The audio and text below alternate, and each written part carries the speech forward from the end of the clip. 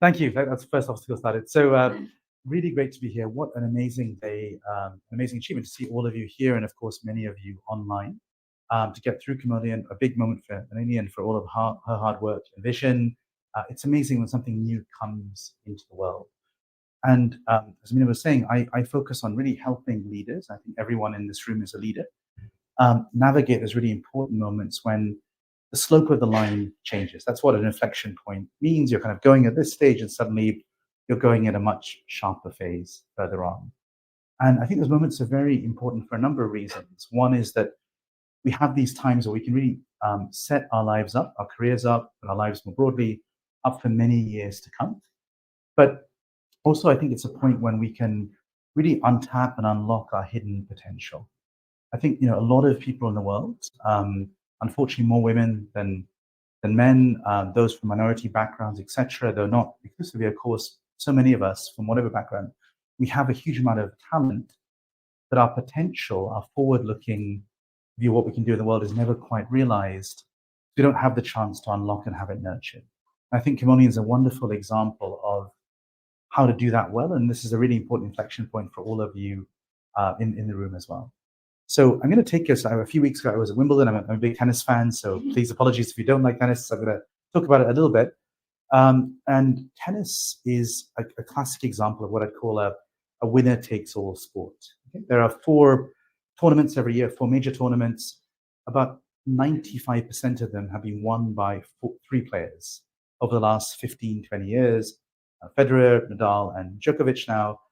And so this Wimbledon for me was a really exciting affirmation that could change, that not all of the spoils of an area, an industry have to be taken by a few. There could be a chance for other people to blossom, to have their potential unlocked.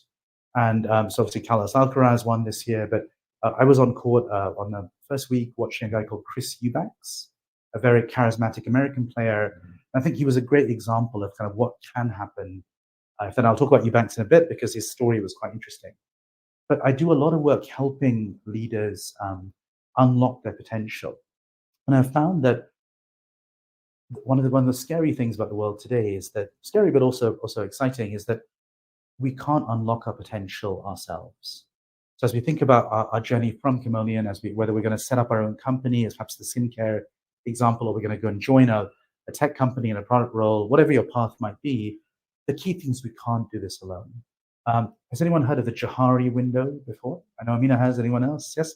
So it's the unknown unknown. The things about ourselves we don't know that other people do know. What we're knowing about potential is we have to have other people to unlock it for us. We can't. It's not something we can do for ourselves. And just an example, I wrote my first book. I was looking at Nobel Prize winners. The most brilliant minds in the world. You're twice as likely to win a Nobel Prize if your academic mentor does perform certain behaviors, even when they themselves are a Nobel Prize winner. So you can have a great mentor who is a Nobel Prize winner. That doesn't mean you're likely to win the Nobel Prize. But if that person is a prize winner, but also does certain things, you're twice as likely to win the prize yourself. And I've tried to spend actually years of research trying to break down what those behaviors are, what really nurtures potential. And I'm going to use a tennis analogy, a tennis acronym, the word ACE. So authenticity, connection, and excellence. I want to talk briefly about these three pieces with the hope that they may be useful for those finishing from Kimolian to bring into our lives overall. So authenticity, the A part of ACE, is all about being the best version of yourselves you can be. I used to work in tech, and I had a really, I'm sure we've all had managers who, they want you to be a mini version of them. They wouldn't accept you for who you were. And no matter how hard you worked for what you did, you're always being compared to what they would have done. And it's a very frustrating process. I left the company as a result of all this. What we want to try and find is people in our lives who can almost see us better than we can see ourselves, help us get to the core of who we are, and really understand that and listen and help us be that best version overall. So finding people in our lives who can do that, who can really tap into authenticity. I know Amina and Alina have had a very strong relationship over the years around those things, but is there someone out there who you can think who can really help you be the best authentic version of yourselves? And what was wonderful about Chris Eubanks, he was very he was just his own person. He had an incredible one-handed, almost old-fashioned backhand. He's a very gracious person, played in a very unusual way. He was coming in, serving and volleying, for those who like tennis, but he didn't care about having to be the same as everyone else. He was distinctive, he was different. But as a result, people liked him better. And what I find a lot of leaders now is we try and copy each other, especially with social media. We compare each other. We try to be like someone else. We try and go into the hot sector or the hot area. I think a better strategy in careers and in life is to figure out what makes us really distinctive, how to really stand out. There's a book called Play Bigger, which is a big Silicon Valley Bible. And the point is, take a VC, a venture capital firm. They don't want to fund a slightly better version of Uber. They want to find new categories, new things overall that no one has invented yet. So trying to be that authentic person, that individual person, tapping that, that can be powerful as a nurturer. So that's the authenticity piece. The second piece, the C in ACE, is around connection. And I describe connection as being very much about helping us stay deeply in love with the work itself. Being an entrepreneur or being in tech or in product, these are not easy roles. They're often these valleys of death where you hit the point where you think, God, am I going to continue, and so on as well. And what great nurturers can do for us is to help open up connections. And Kimolian is a wonderful example of that, and supporters like Lyft and so on, where we open up possibilities to people we wouldn't have had a chance to talk to otherwise. So there could be the mentors that Lenny described, who have been so generous with their time over the course of the program. But it could be also yourselves, right? You've built a very powerful cohort now. And I hope you continue to use and nurture that cohort as you go forward. You have gone through a pretty exciting and very intense journey, twice a week of formal stuff, and I'm sure much more informal stuff over these last 12 weeks. So how do you continue to build that sense of connection? And staying in touch, you can help open up new opportunities, new networks, all of these elements as well as keep reminding us why we care. So if you've got a bad day and you're about to quit, that person can say, look, well, remember yesterday you were at the breakthrough point of that new discovery, that new innovation, that new product, that new sprint, whatever it might be. So that connection piece is really important. And I think if others can do that, that's very powerful. The last part, and Eubanks was amazing because he really connected with the crowd in a way that was really, they were all cheering from him. He would play to the galley, as it were. We almost thought of his relationship with the audience very, very specially. The last part of the ACE piece is around excellence, and how do we try and have these tough conversations when we let other people down or when other people let us down. And I think Melanie talked about the feedback, giving and receiving. It's so important. It's so important to have the conversation. I think for every I work with senior leaders across pretty much every sector, and I'd say for every conversation that does happen, every honest conversation, there are 10 that never happen and need to. How do we try and have a culture of having that open, honest conversation, and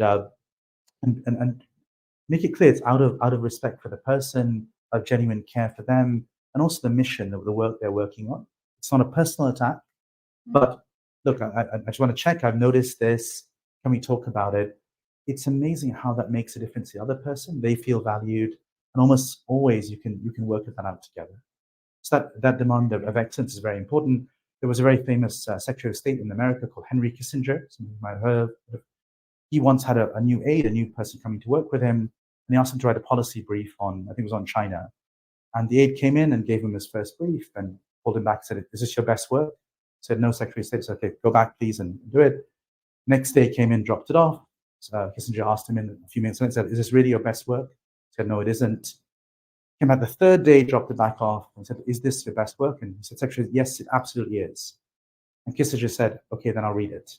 Okay, so no, have high standards, have that bar for excellence. It's going to turbocharge the work we're going to do in terms of the people we help and serve through our products. So, and again, just seeing Eubanks really push himself, have those pieces as well. So the last thing I'll just say around that framework of ACE, authenticity, connection, excellence, as you graduate from Kimolian, how to really build that in your life and look for great nurturers. Often you may take on roles or do things that have nothing to do with the activity. You do it because the nurturer is there. And that can be transformational. So what was really interesting with Eubanks, he was like 120 in the world. He was not a well-known player. He had Naomi Osaka, Serena Williams, all these people who are mentoring him, and he seemed to be incredibly able to get other people to believe in him and want to help him move up his journey. And that's kind of something we can all role model in our professional lives as well. So searching for those nurturers. What's the best way to find them?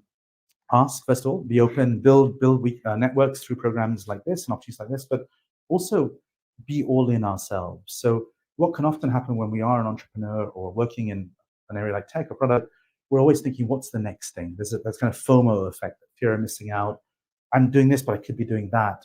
What I think nurturers want to see is that you really care about what you're doing. That you don't need to be perfect. Very few of us, including myself, are perfect, but you've got to really show that you care about the thing, you're hardworking, you're all in, you're really curious, you're learning, you're willing to throw yourself beyond the limits that you thought you're capable of and get lost in the problem at hand. And if you do, they will then nurture you, and it's much more likely that you will reach out about potential. If you do, and that happens, the ask back and the pay it forward is that you nurture others, and you'll have many people who'll be following your paths. I'm sure many future cohorts at the Kimolian.